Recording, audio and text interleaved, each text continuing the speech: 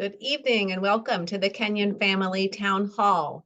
I hope you all enjoyed having your students home over break and hearing a bit about the fall semester.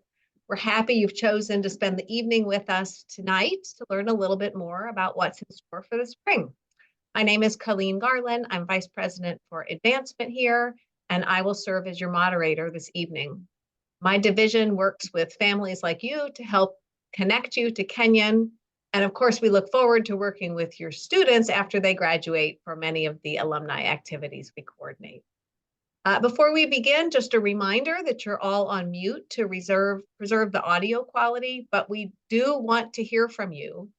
We have a big group, so please use the Ask a Question button in the chat to submit a question at any time throughout the next hour. Tonight is our first town hall with Julie Kornfeld, who, as you know, began her role as Kenyon's 20th president this fall. President Kornfeld came to Kenyon from Columbia University, where she served as the vice provost for academic programs, among other administrative roles. She previously served as the vice dean for education at Columbia's Mailman School of Public Health, where she established the first undergraduate concentration in public health for Barnard and Columbia College students, and launched a unique dual degree partnerships with Vassar, Dickinson, and Columbia College. In addition, President Kornfeld has a distinguished record as a researcher. An epidemiologist by training, she has spent her career looking at complex global health problems from multiple angles and working across constituencies in order to make the world a healthier place. She's joined in Gambier by her husband, Fred Silverman, who most recently on the faculty at the New York Film Academy, and their adorable dog, Milo, who can often be found walking down Middle Path with them. We're also joined this evening by members of our senior staff, overseeing student affairs and enrollment, as well as other aspects of the student experience. Before I turn things over to President Kornfeld, I'd like to take a moment to recognize a pair of your fellow parents whose leadership we value a great deal.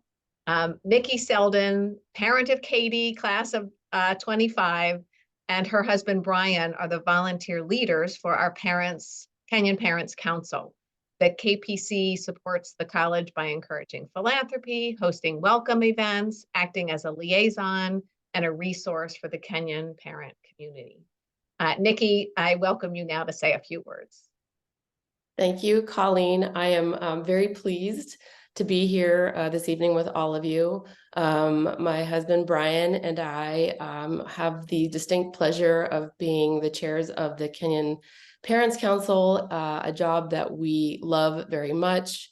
It is certainly a pleasure to be here this evening and to hear from President Kornfeld.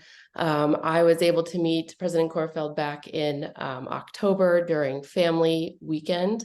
And we had, it was lovely. We had a lovely weekend. Family weekend is one of my favorite Kenyon activities. It does such a good job of bringing the Kenyon community together.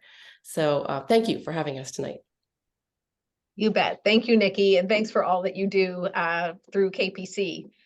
It's now my pleasure to turn things over to President Kornfeld. Julie.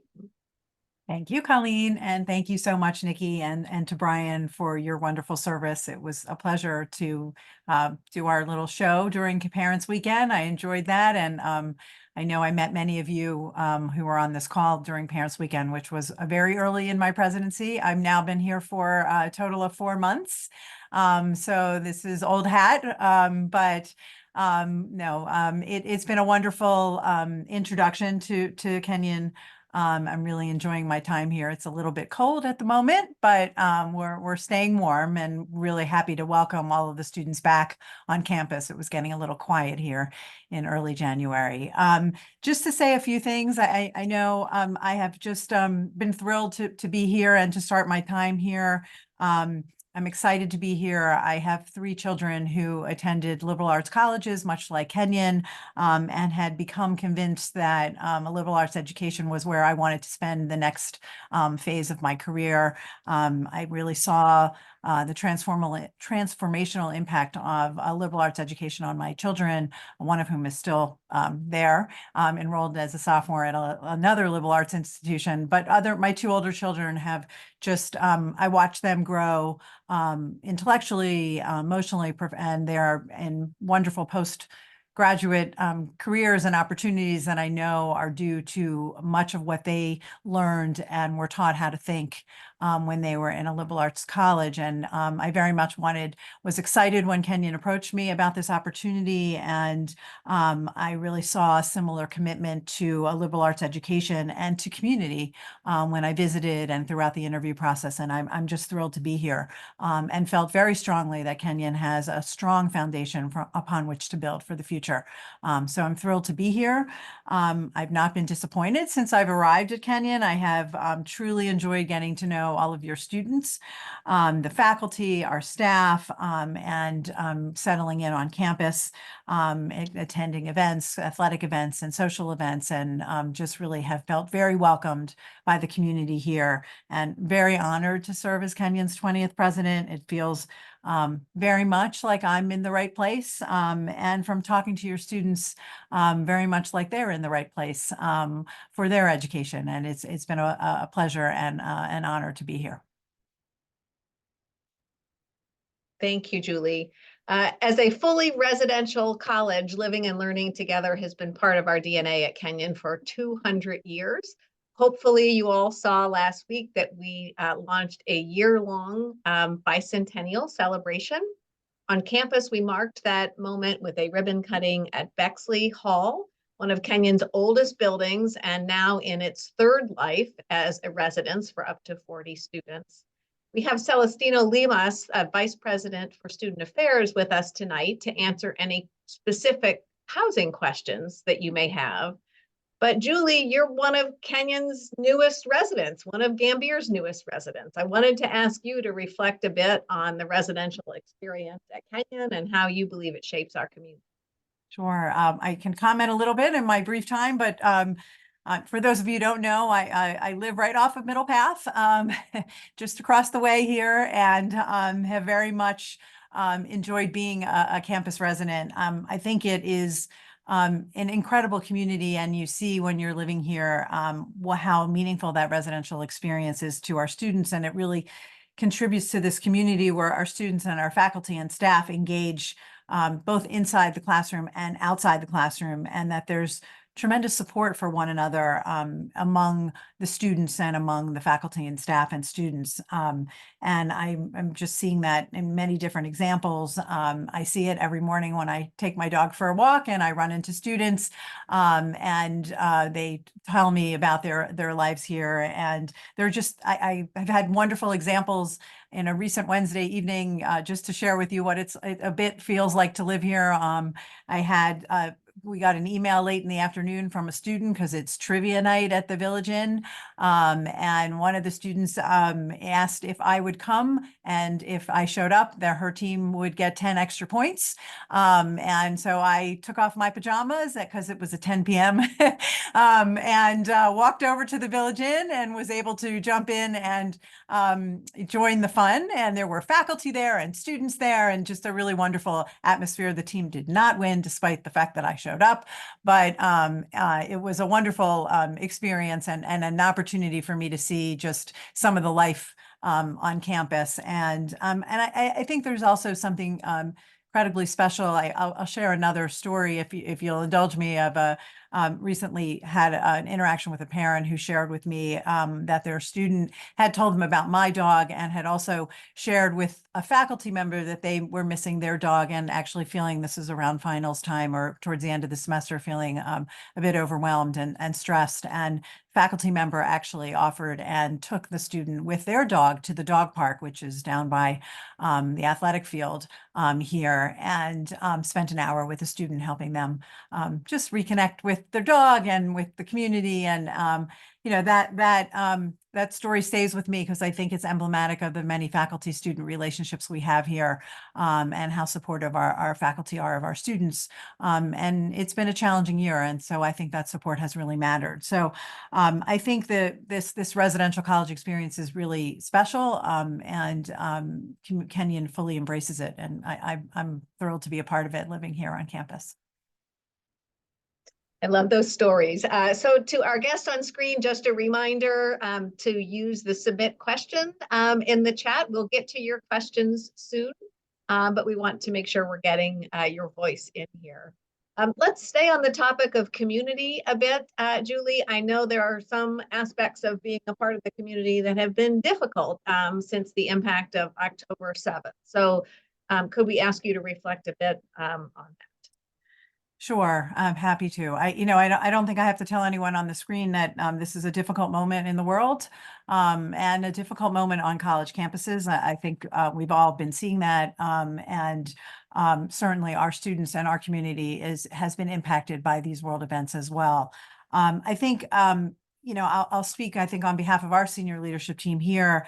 And as you've likely seen from communications that have gone out this fall, we have really focused on providing education opportunities for the students to learn about the complexity in the region, the history, the political context, et cetera. We're really trying to set up supportive atmospheres where students can increase their knowledge, we can promote understanding and contribute to ideas and solutions, and really to support constructive and respectful dialogue across the community. That's been our focus in the fall, and will continue to be so in the spring. We're about to launch a series of additional conversations that will take place throughout the spring.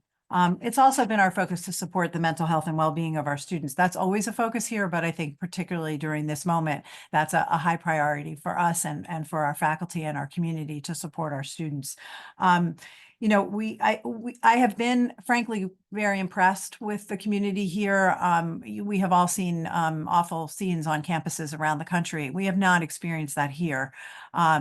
It's not perfect, and we've had moments of debate and discussion and things that we are learning about and the things that we can do better. But I will say the community here, I think in large part because of the residential nature, all of our students eat at the same place, as you know, every day. They see each other walking on campus, and that has really fostered, I think, a community of respectful dialogue and students kind of holding each other responsible for their conversations and for the conversations of their peers. And I think that's really built a stronger sense of community here. It's something we have to continually work on. I expect that this will be a challenging year. This is with the context of the world, it's a political, an election year. We are not going to be separate from the divisiveness and things that are happening around in the community and in the world. But I do feel like we are focusing on providing the educational opportunities. I think that's our role here as a college, as a liberal arts college, and as a college, is to educate and allow our students to have opportunities to really have constructive and supportive conversations, even when they disagree. So that's our focus and where we're heading. Thank you, Julie. Of course, when we talk about community, the fact is that each of us makes a conscious decision to be at Kenyon, not only our students, but our faculty and our staff as well. So let's turn to a submitted question that we have from Cheryl Myers Saffold about how we attract and retain great faculty. She notes, and I quote, "The benefits of having small class sizes are many, but it seems to be more difficult for my daughter to get into needed classes. She wants to be a double major in English and Russian language, but may not be able to due to trouble getting in classes and the rules about transfer credits." So we're really fortunate tonight to be joined by our provost, Jeff Bowman, this evening. Jeff, why don't I throw that question to you? Could I turn it over to you? Sure. Yeah, I'm happy to respond to that. Thank you, Colleen, and good evening, everyone. It's good to see you, and good to see you at the start of an exciting new semester. And I'm sure we're all super excited to talk about the details of transfer credit. So It is a challenge in some cases. We do have a kind of cap on transfer credit. That is the amount of credits that can be brought in from summer school, and it's 3 units, which is the equivalent of a semester and a half. But I think the bigger question there really is about curriculum broadly. And we have a pretty open, wide-ranging curriculum, and that is because we really want to encourage students to explore different fields and to be comfortable in different places. So majors are not really, relative to a lot of other places, super demanding in terms of the number of courses that they require. And so lots of Kenyon students successfully double major in all kinds of different fields. And this is a marvelous thing, but it's also not a thing that we require, because we want them to have the freedom to kind of chart their own course. So there are some limits on transfer credit, but I would also think that in most cases, students could be able to successfully get into courses in 2 different majors and complete the major. And I'd also say that we pay kind of careful attention to places where courses are fully enrolled or students are turned away, and then try to respond whenever we can to increase capacity in that area. The other part of the question that Colleen asked was really about faculty recruitment and retention. And this is the thing that we in the provost office spend a lot of time fretting about, thinking about, conversing about, because it's one of the main things that we do. And sometimes our location in Ohio is an advantage, and our location on a beautiful campus is an advantage, and sometimes it's actually not. And so there are some challenges that we have to think about when we're trying to recruit the most capable, most inspiring, most diverse group of faculty members that we possibly can. We think about this all the time. It's hard, but I'll also say that the recent history is a pretty promising and successful one. In the current year, we are doing, I think, 9 tenure track searches. 3 of them are still up in the air. 1 of them did not work out. And in 5 of them, we have hired our top candidate in very competitive fields. So this is an environment where we, just as we're able to communicate with prospective students, the reason that it's a great thing to be at Kenyon, we're also able to communicate with prospective faculty members why this is such a good community to be a part of. And that is one of the main motivating things when they're making decisions, is that they want to be a part of a community that really values the kind of education we deliver. And the other thing that really oftentimes brings faculty members to Kenyon and keeps them here is your children, frankly, because that is the thing that they say most repeatedly that they value, is working with Kenyon students because of their curiosity, their wide-ranging curiosity. Again, Colleen, your initial conversation or question had to do with double majoring in 2 different things, and that's very typical of Kenyon students. Kenyon students have lots of different interests, and that's one of the reasons that faculty members stay here. So the news typically, or basically, generically, is kind of good. We've had very good luck attracting and retaining top candidates for tenure track faculty positions. And the reason it stays like that really has to do with the environment. And the environment is mainly made by the students and their faculty colleagues. So. Terrific. Thank you, Jeff, for that very thoughtful answer. We have a couple more questions that were sent in advance, but we see the ones that are coming in now as well.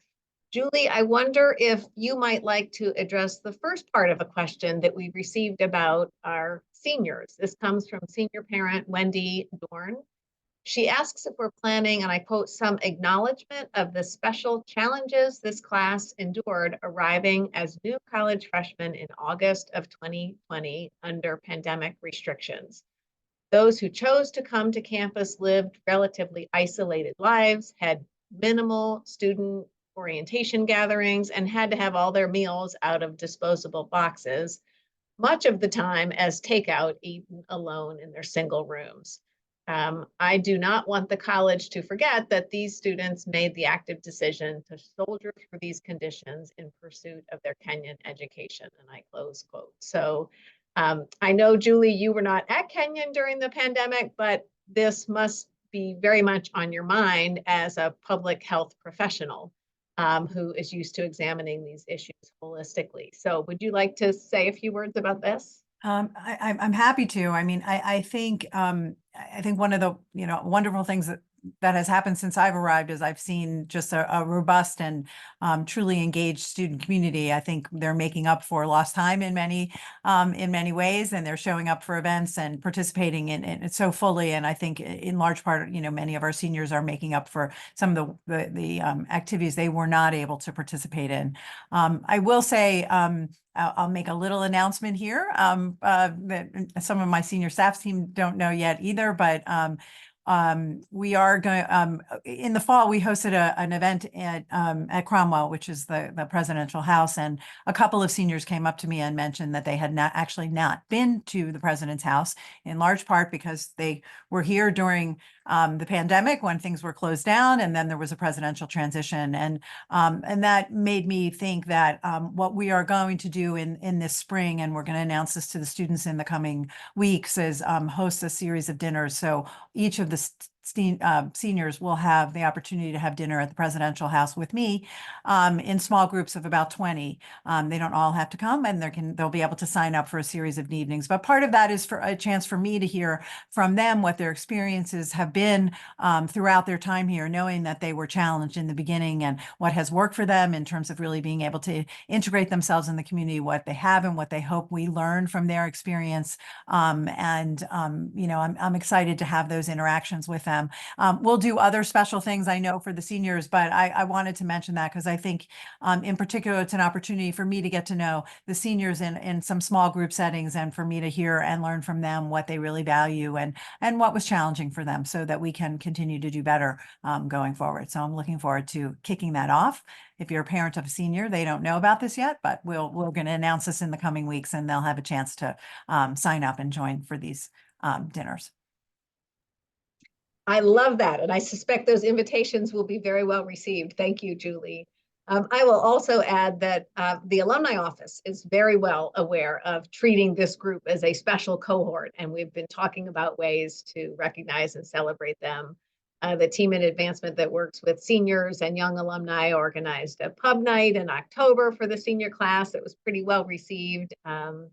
Seniors really like the special acknowledgement of their unique time at Kenyon. So we'll continue to look for ways to celebrate them, including at a happy hour in April and a senior week brunch. There's a second part to Wendy's question that I'd like to bring in Celestino Limas, our Vice President for Student Affairs, to address. Wendy asks how we think about privileges for seniors, especially related to parking and housing. Celestino, could you speak to that for us? Sure, happy to, Colleen. Great to see everyone this evening. It's wonderful to always spend time with Kenyon parents. For me, I think this question is really a great opportunity to reinforce the fact that we do, in fact, believe that it is important to give seniority to our seniors, both in the housing process and in parking. So that's something that we've done in the recent past and we will continue to do. The one deviation that we made to that this recent time was with Bexley. So with Bexley coming online, it being a mid-year opening, we were uncertain how much response and demand there would be for it. There are 39 beds in Bexley Hall. And so this was the first time that we ever did an open lottery without giving preference to seniors. It actually was an interesting experiment because, as we predicted, there was, I think, a bit of a resistance for appetite to move mid-year from some demographics, seniors being one of them. So there were 128 students who wanted to move into Bexley, which is great, but only 7 of them were seniors. So I think the fact that we made it an open lottery helped the numbers for applications. However, it is rare for us to do a mid-year move-in for a building. So the fact that we do senior priority for both housing and for parking is something that we, of course, are going to continue. So no worries about that in any way, shape, or form. Appreciate the question, Colleen. Terrific. Let's stay with you for one more moment for a question about accessibility on campus. Our new student residence halls are fully accessible, but it's also true that we have a historic campus that can present some challenges. William Jordan asks specifically about the availability of disabled parking on campus and in the village. I quote, "Can more handicap spots be made available for these students, or can these students get parking passes that let them park closer to their dorms or other facilities that they frequent? Making campus accessible to all students would be a great thing." Celestino? Sure, I really appreciate this question because I think as many people on this call know, accessibility is very important to all of us here at Kenyon. And so as we construct and renovate buildings on campus, we prioritize accessibility and universal design. We have a number of historic buildings yet to tackle, and we first need to have enough swing space to be able to take buildings offline for renovation. And then we need to secure funding, as restoring historic buildings with elevators is a very significant investment, but one well worth it. So in the meantime, one thing that we very much so are proud of is that any student who needs accessible parking is absolutely welcome to work with our SAS office, Student Accessibility and Support Services. They work very much so. About 27% of our students are registered with SAS for some reason, and they are very well versed with helping students out, whether it's physical challenges, dietary needs within the dining center, or test accommodations within academic settings. They can help students anytime they need to.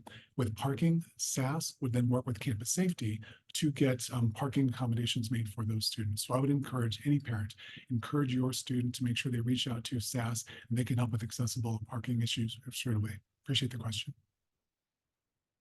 That's very helpful. Thank you, Celestino. I see on screen that we are now joined by Diane Ansey, our Vice President for Enrollment and Dean of Admissions. Diane, I'm going to address the next question to you.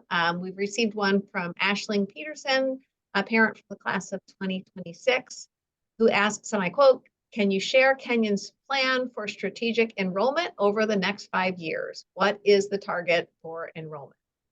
Diane?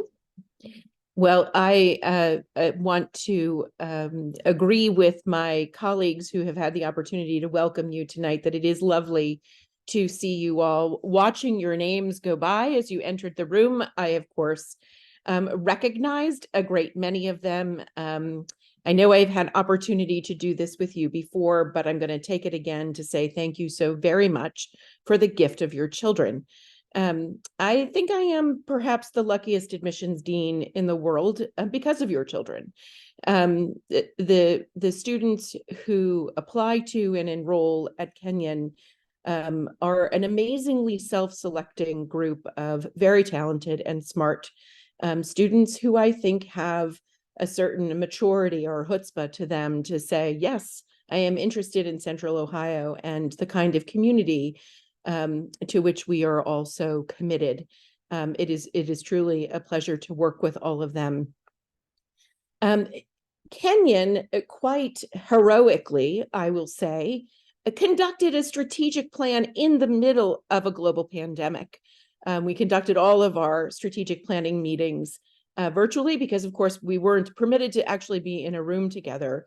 And we completed on schedule the strategic plan named Foundations for Kenyon's Third Century. There are a number of references to enrollment in that plan that would address both the size of the student population, but also the characteristics of the student population. So the college hopes to grow very, very modestly over the course of the next decade, perhaps 10 or 20 additional students a year. You do know that we have new buildings, residence halls coming up on campus that would provide the capacity for additional students. We have had success enrolling larger classes while not intentional. During our pandemic years, we in fact came in close to some of the targets we hope to achieve later on. So we're glad now to have settled back to a sort of a set point in terms of enrollment count that is more typical for Kenyon and will then intend to grow in very modest ways over the course of the next decade. From the perspective of the characteristics of the students we most hope to enroll, it would be very much in line with who we've been. Academic excellence would be our highest priority when we think about enrolling new students. Certainly, it is our goal to have as much humanity as we possibly can assemble on our campus in Gambier.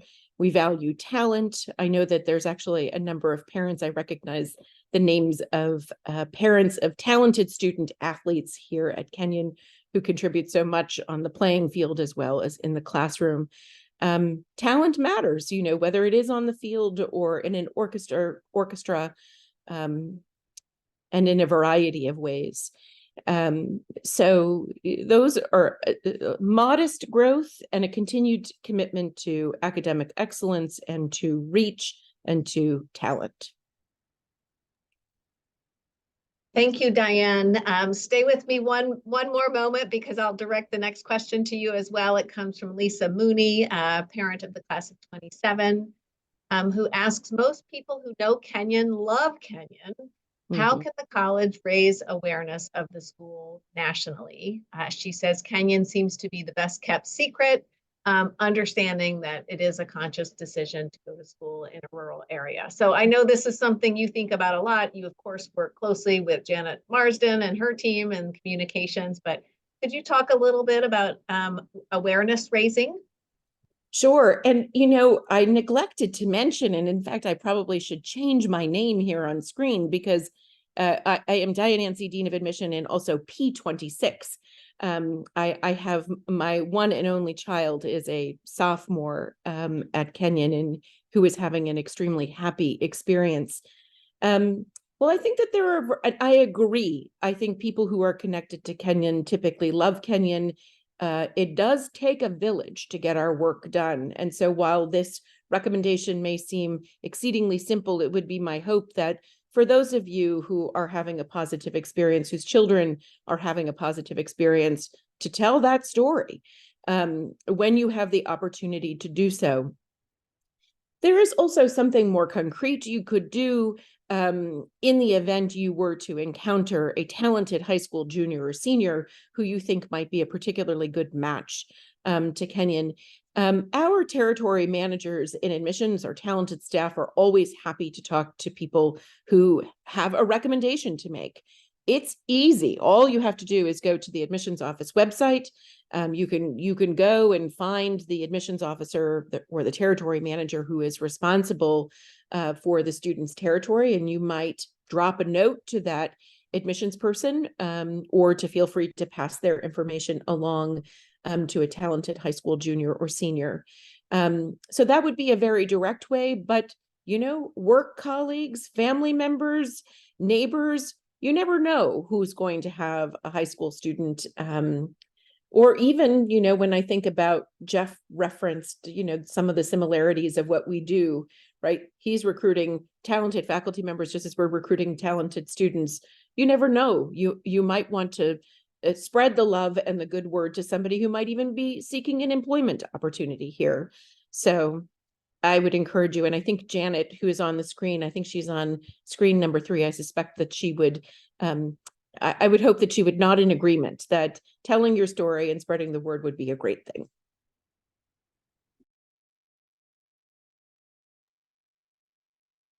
Thank you, Diane. Janet, I didn't see you on the screen, but feel free to pipe up if you have something to add to that.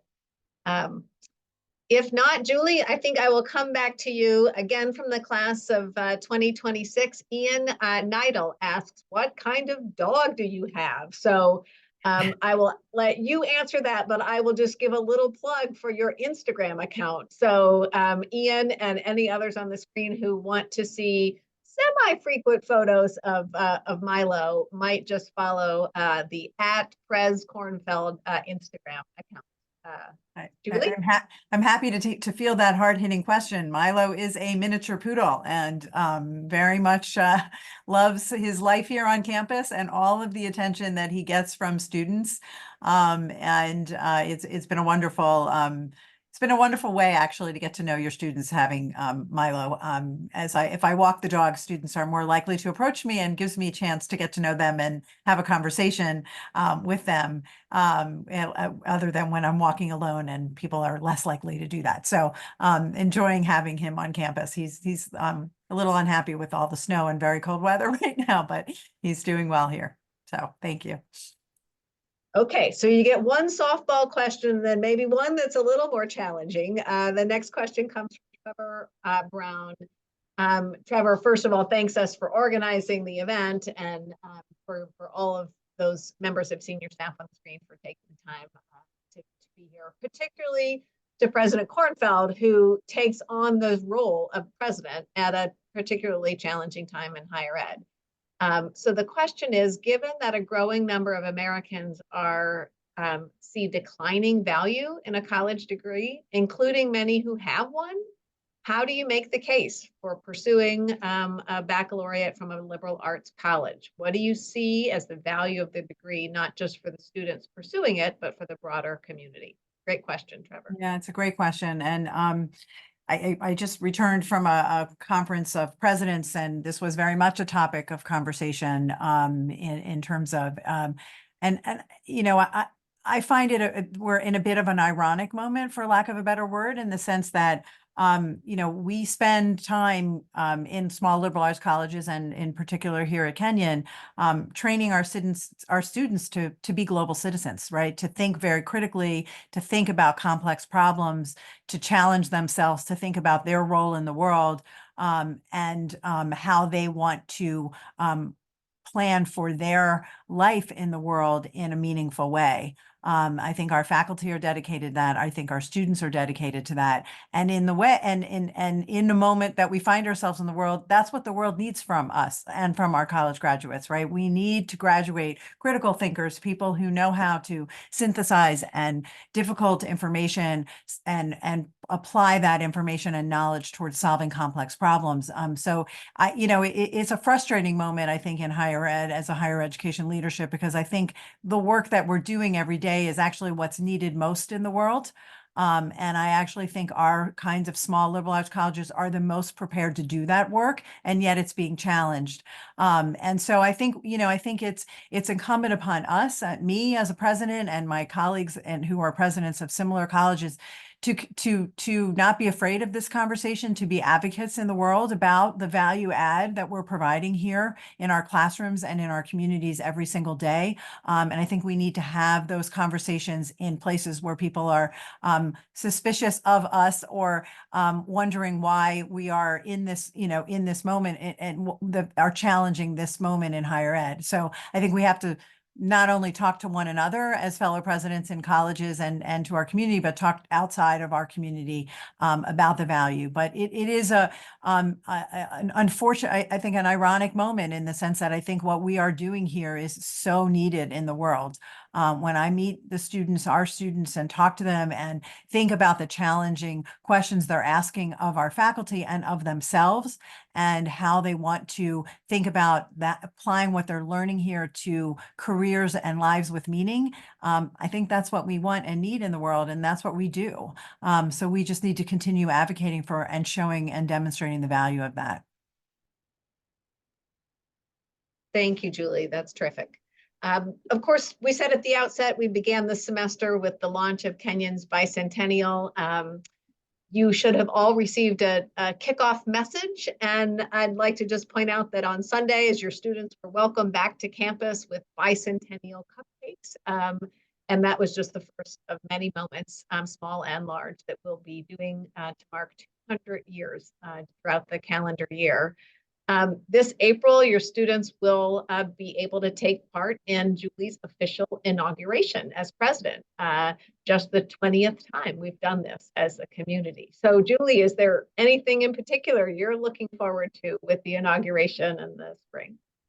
Well, a couple things. I think I'm certainly looking forward to the semester with with our students and to the many events that are happening. I'm also very much looking forward to the bicentennial events. We are, and I think there's a calendar somewhere of events that we're holding around the country, which will give me a really wonderful opportunity to meet with alum and talk to them about what has mattered to them in their Kenyon education, the role that they're playing in the world, the kinds of opportunities they might have to give back to our students.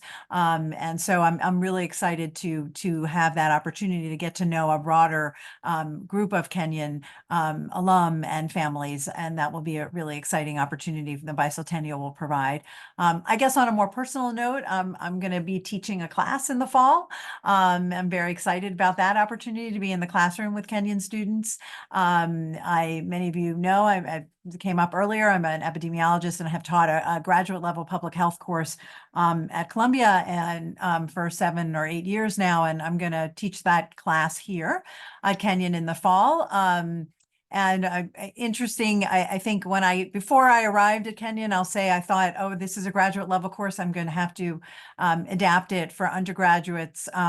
But I will say in talking to students who are interested in the topic of public health and in talking to faculty and department chair, I think Kenyon students are up for the challenge, and I'm not going to really tweak the class very much. I think I can keep it at the same level, and our students will rise to the occasion. So I'm very much looking forward to that opportunity. I'm as much as I have a lot of things to do as president, I do believe that time in the classroom is really important. I enjoy it. It fills me up, but on a personal level, but it's also a really important opportunity, I think, for me to stay connected to students and to what matters to them and what the kinds of issues and challenges that face them every day. So I'm looking forward to that opportunity as well. And hopefully to meet all of you next October at Parents Weekend. Yes, and even as we're on the road. So I think we are putting in the chat a link to the website that shows all of the bicentennial events. We will be doing a bit of a road show, bringing not only Julie, but also some faculty speakers on the road with us. So we hope that you could join us at one of those events. It looks like we've answered all of your questions, both the pre-submitted ones as well as those in the chat. So we will give you back a few minutes tonight. I just want to say our sincere thanks for carving out some time from your evenings to join us. My special thanks certainly to Julie, to Diane, to Jeff, and to Celestino for being here to help with the questions and answering from their own personal perspective and expertise. We value you as Kenyon parents, and we are grateful for your interest and continued involvement. Have a good night, everyone. Thank you.